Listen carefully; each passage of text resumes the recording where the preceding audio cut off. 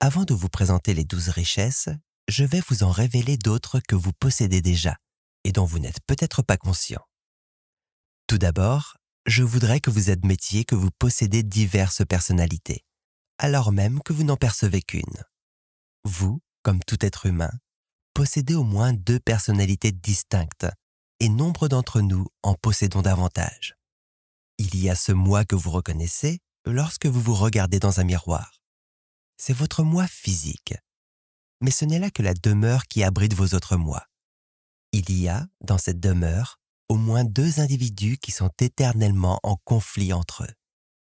Le premier est comme un être négatif qui pense, agit et vit dans une atmosphère de doute, de peur, de pauvreté et de mauvaise santé. Ce moi négatif s'attend toujours à l'échec et il est en cela rarement déçu. Il se nourrit des aspects les plus tristes de l'existence, ces aspects que vous voulez rejeter mais que vous croyez devoir accepter. La pauvreté, la cupidité, la superstition, la peur, le doute, l'inquiétude et la maladie. Votre autre moi est comme un être positif, aux pensées dynamiques tournées vers la richesse, la santé, l'amour et l'amitié, la réussite, la créativité, le service à autrui, et qui vous guide sans faillir vers la réalisation de ses bienfaits. Seul ce moi est capable de reconnaître les 12 richesses et d'en jouir. Ce n'est que ce moi qui peut recevoir le passe-partout. Vous possédez bien d'autres précieux atouts, dont vous n'êtes peut-être pas conscient. Ce sont ces richesses cachées que vous n'avez ni reconnues ni exploitées.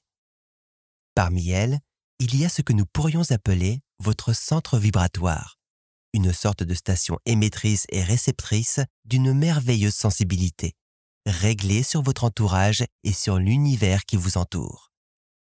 Cette puissante station émet vos pensées et vos sentiments et reçoit sans cesse une multitude de messages d'une importance capitale pour votre réussite dans la vie.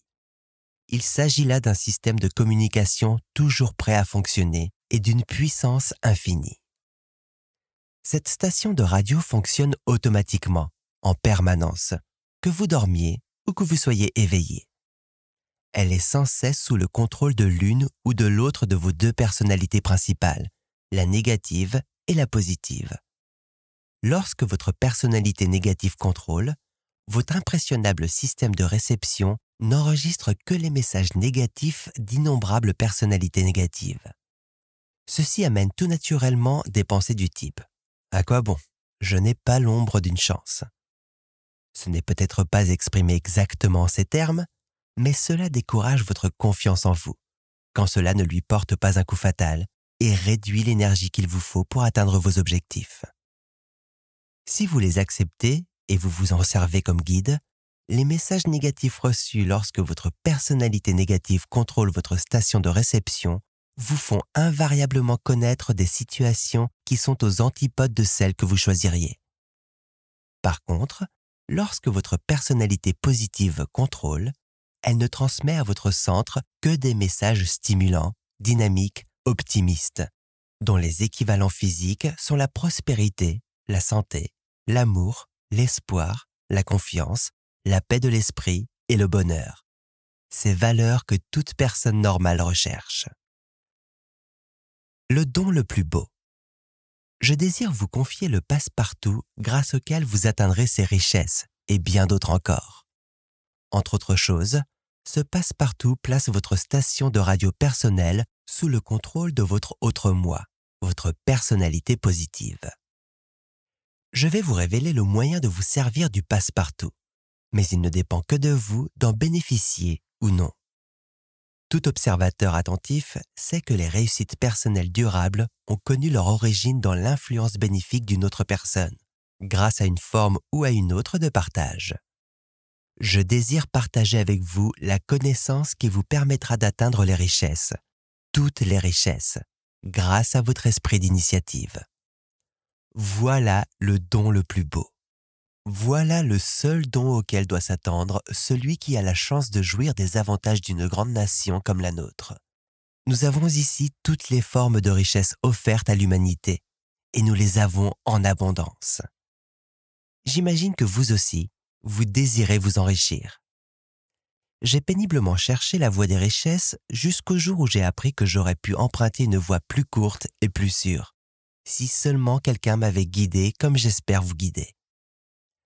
Tout d'abord, soyons prêts à reconnaître les richesses lorsqu'elles passent à notre portée. Certains croient que les richesses se résument à l'argent. Les richesses durables, au sens large du mot, consistent en bien d'autres valeurs que les biens matériels. J'ajoute même que sans ces valeurs immatérielles, la possession de l'argent, contrairement à l'opinion de certains, n'assure pas le bonheur. Lorsque je parle de richesse, j'ai à l'esprit les grandes richesses exploitées par leurs possesseurs en fonction du bonheur de vivre pleinement et entièrement. Je les appelle les 12 richesses de la vie, et je souhaite les partager avec tous ceux qui sont prêts à les recevoir. 1. Une attitude mentale positive. Toutes les richesses, quelle que soit leur nature, trouvent leur origine dans un état d'esprit. Et un état d'esprit est bel et bien la seule et unique chose sur laquelle nous ayons un pouvoir complet et inaliénable de contrôle. Il est extrêmement significatif que le Créateur n'ait assuré à l'homme de contrôle sur rien, sauf sur le pouvoir de façonner ses pensées et le privilège de les adapter à tout modèle de son propre choix. Notre attitude mentale est importante parce qu'elle transforme notre cerveau en une sorte d'électroaimant qui attire l'équivalent de ses pensées dominantes, de ses projets et de ses buts. Elle attire également son équivalent de peur, d'inquiétude et de doute. Une attitude mentale positive, AMP, est à l'origine de toutes les richesses, matérielles ou immatérielles. Elle attire la richesse des amitiés sincères et celle que l'on trouve dans l'espoir de réalisation à venir. Elle nous ouvre aux richesses de la nature, au clair de lune, aux étoiles flottant dans l'infini, à la beauté des paysages, aux horizons lointains, aux richesses d'un métier choisi où s'expriment les plus hautes aspirations de l'âme humaine, aux richesses de l'harmonie familiale vécue par chacun dans un esprit de coopération affectueuse, aux richesses de la santé physique, ce trésor que possèdent ceux qui ont appris à équilibrer leur labeur et leurs loisirs, à prier avec ferveur, à manger pour vivre et non à vivre pour manger, aux richesses d'un esprit libre de la peur, aux richesses de l'enthousiasme, qu'il soit actif ou passif, aux richesses des chants et des rires, manifestation de notre état d'esprit, aux richesses de la discipline personnelle, grâce à laquelle nous découvrons la joie de savoir que l'esprit peut poursuivre toute fin, à la condition de le maîtriser et de le commander avec fermeté, aux richesses du jeu, où l'on oublie les fardeaux de la vie pour redevenir comme un petit enfant, aux richesses de la découverte de notre autre moi, ce moi qui sait que l'échec définitif n'existe pas, aux richesses de la foi dans l'intelligence infinie, dont chaque esprit est une projection infime, aux richesses de la méditation qui nous mettent en contact, à volonté, avec ce réservoir universel de l'intelligence infinie. Oui, toutes ces richesses et bien d'autres naissent d'une attitude mentale positive. Aussi ne faut-il pas nous étonner qu'une attitude mentale positive occupe la première place parmi les 12 richesses. 2. Une bonne santé physique.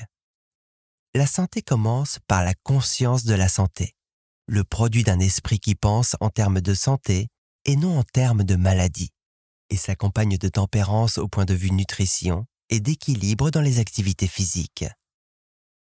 3. L'harmonie dans les relations humaines. L'harmonie avec les autres commence par l'harmonie avec soi-même.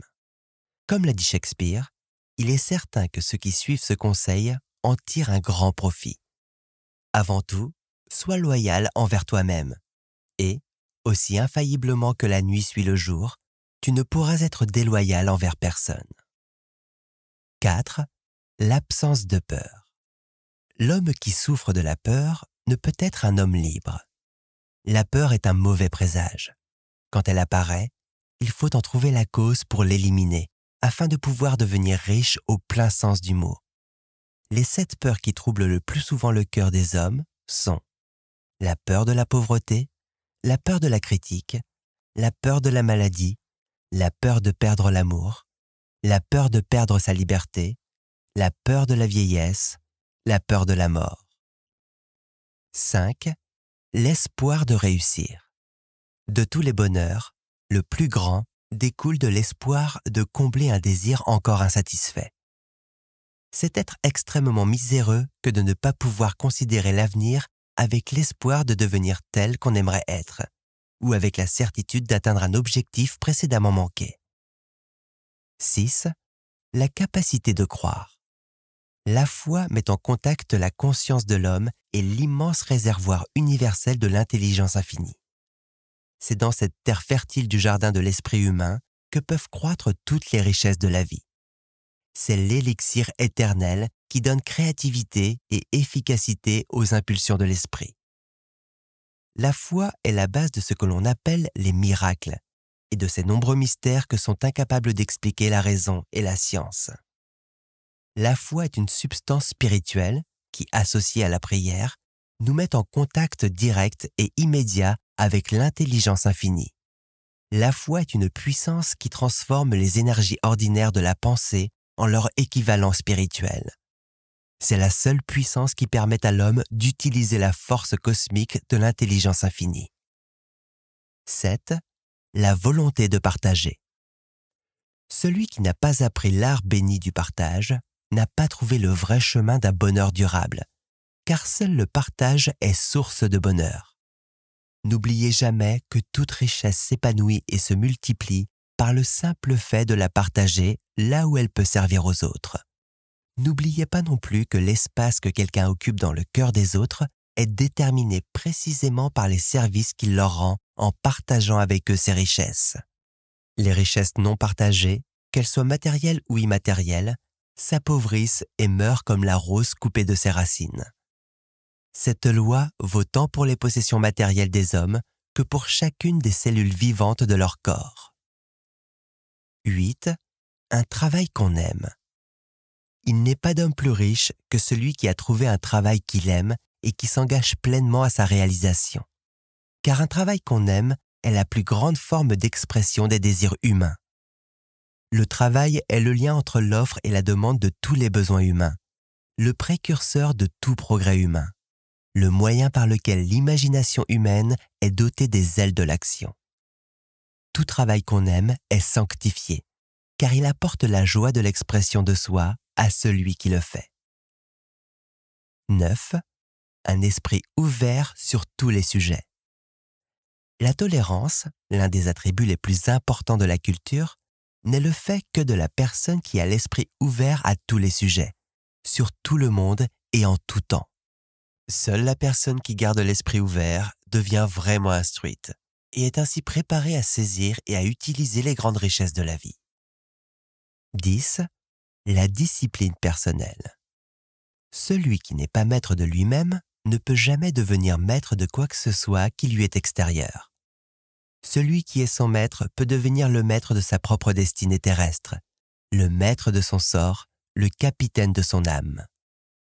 La forme la plus élevée de la discipline personnelle consiste en l'humilité du cœur quand on a atteint le sommet de la richesse ou qu'on a été béni par une reconnaissance infinie pour des services rendus.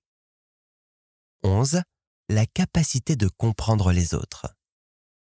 La personne qui a la chance de comprendre les gens reconnaît que, fondamentalement, ils sont semblables puisqu'ils ont évolué à partir de la même souche, que toutes leurs activités humaines, bonnes ou mauvaises, sont inspirées par un ou plusieurs des 9 motifs fondamentaux de la vie. Plus précisément, l'émotion de l'amour, l'émotion du sexe, le désir du gain matériel, le désir de la sécurité, le désir de la liberté de corps et d'esprit, le désir de l'expression personnelle, l'émotion de la colère, l'émotion de la peur. Celui qui veut comprendre autrui doit d'abord se comprendre lui-même. La capacité de comprendre les autres élimine bien des causes de friction entre les hommes. C'est la base de toute amitié.